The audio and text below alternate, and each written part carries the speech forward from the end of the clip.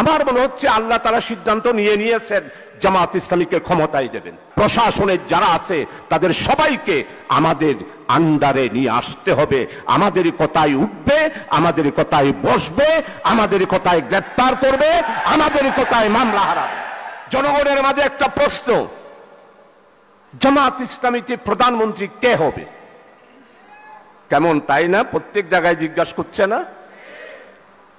আপনারা কি জবাব দেন? আমাকে আমার সাংবাদিক বন্ধুরাও জিজ্ঞাসা করেছিল সেই দিন।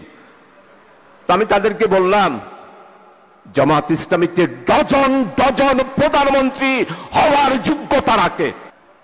জামাত ইসলামীর জন্য আজকে যে সময় আল্লাহ তাআলা আমাদেরকে দান করেছে, আর ভবিষ্যতে এই রকম সুযোগ আমাদের আসবে না। পার্শ্ববর্তী দেশ দুর্নীতির টাকা বাদ দেন, বস্তা বস্তা টাকা ভার হিন্দুস্তান থেকে আমাদের এই দেশে ঢুকবে, আর অস্ত্র ঢুকবে।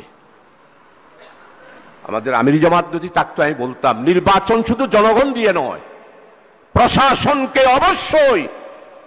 প্রশাসনকে অবশ্যই আমাদের, আমি ন্যাশনালি বলবো না, যার যার নির্বাচনী এলাকায় প্রশাসনের যারা আছে তাদের সবাইকে আমাদের আন্ডারে নিয়ে আসতে হবে।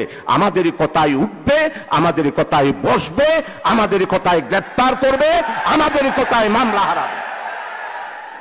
আপনাকে যার যার নির্বাচনী এলাকায় প্রাইমারি স্কুলের মাস্টার দাঁড়িপাল্লার কথা বলতে হবে। উচ্চ মাধ্যমিক বিদ্যালয়ের সমস্ত শিক্ষক নুরুল আমিন ভাইয়ের ফটিকছড়িতে দাঁড়িপাল্লার কথা বলতে হবে।